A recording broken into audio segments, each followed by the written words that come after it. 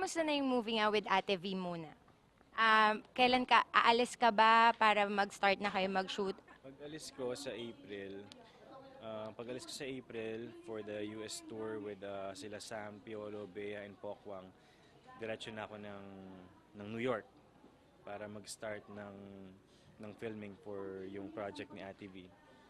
So, I'll be there for a month. Tapos pagbalik ko dito, we'll resume filming. So, ayun, medyo yung level ng kaba at ng interest, ng ng curiosity, ng eagerness, ng halo-halong lahat-lahat. Parehong pa rin. At parang mas lumalapit siya, mas nag-i-increase lahat. So, ayun. Uh, ang first day ko pa will happen in New York, nasa ibang country pa. And alam niyo naman kung paano mag-shoot sa abroad. Hindi madali.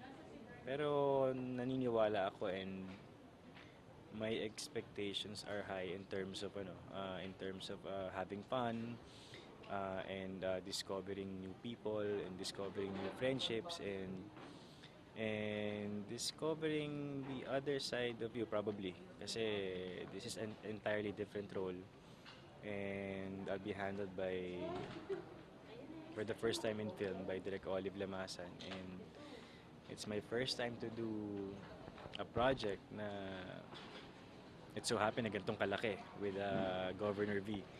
So I'm very excited, I'm very pleased, I'm very honored. And yun lang, I'm looking forward to it. Malapit na yan. Nape-pressure ka ba kasi si Gov yung kasama mo sa movie? Oo naman. Are you kidding me? Si Governor V, tapos first time ko yan with my good friend Luis, tapos syempre si Direk Olive. I mean, tapos nasa ibang bansa pa kayo. Diba? Parang, wow, ano pa bang mahihiling mo na pampakaba? Lahat na yata ng pampakaba binigay na sa akin. But ang maganda kasi rito is, yung mga taong to, alam mo na hindi ka naman papabayaan. Hindi ka naman para pabayaan itong mga taong to. At I'm very excited dun sa mga matututunan ko. Si Luis kaibigan ko, pero iba yun eh. Iba yung pwede mong matutunan sa kanya bilang kaibigan, iba yung pwede mong matutunan sa kanya bilang co-actor. And same thing goes with Ate B. Yun talaga, siguro mga isang libro matututunan ko dun, kahalo ng matutunan ko kay Direk Olive. So, ayun, yun lang ang inaasahan ko. Napakaraming bagay na makatutulong sa akin, hindi lang bilang artista, kundi bilang tao na nasa industriya na to. Wait lang, nilanggam ka niya. Sobrang tamis ko kasi. Ayun. Nabanggit mo na baka gumawa kang movie with Bea. Tapos meron siyang interview sa SNN with Tito Boy na nasabi niya na dumating sa point na muntik na siyang ma-in love sa'yo. Ano reaction mo doon? Normal talaga yun. Pag nakasama mo ko, talagang ganun ang... I have that effect on women eh. No, also on men.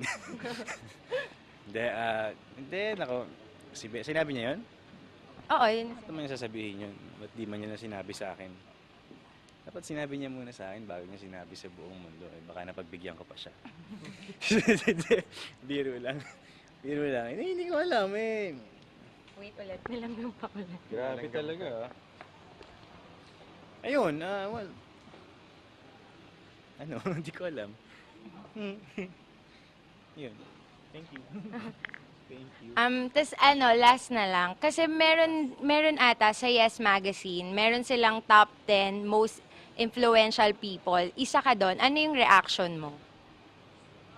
Well, I'm curious no kung paano ako naging ma-impluwensya. In what way?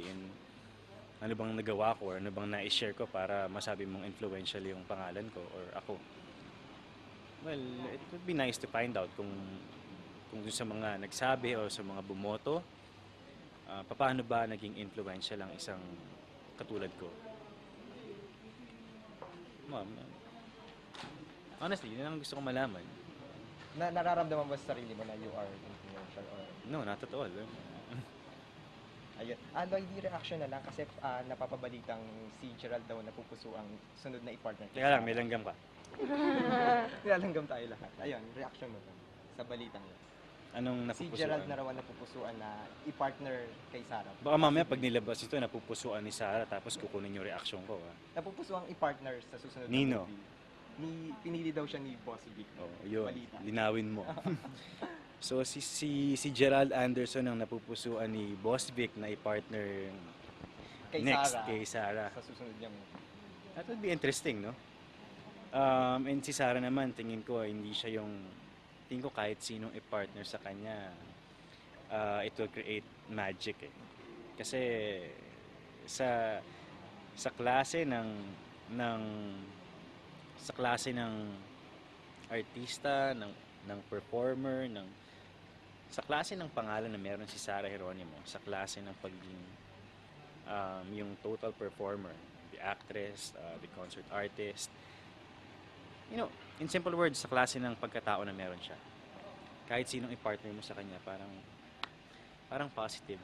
What about sa pagkakakilala mo kay Gerald as an actor? Parang boto ka ba sa kanya na i-partner kay Sarah? What's your take on that? Well, as an actor, I don't think I'm in any position to say anything about that. Kasi, you know, kilala ko si Gerald, mabait namang tao yan. Hanggang doon lang yung masasabi ko. Yung pagiging artista niya, wala tayo sa posisyon para magsalita tungkol doon. Pero, sa tingin ko, para sa viewing public, para sa mga fans nila, pareho sila, ni Gerald, ni Kim Chu, ni Sarah. Sa tingin ko, it would be very interesting to see both of them on the big screen or kung saan man, sa TV ba on a regular basis or yun. Tsaka dapat naman ganun eh. Yung para malaman mo kung kanino ka pwede, parang kumbaga sa singer, kagaya naming mga singer, masukat mo yung range mo. Last na, Lloydie, malapit na yung Holy Week. May plan ka bang magbakasyon? May plano ko, kaya lang, may plano rin sila eh. So, kailangan sundin yung plano nila eh. So, work. Yeah. So, ayun, I'll be working. I'll be having a tour with Sam Milby, Sam Concepcion. Sam Milby, Piolo Pascual, Bea Alonso, and Pokwang.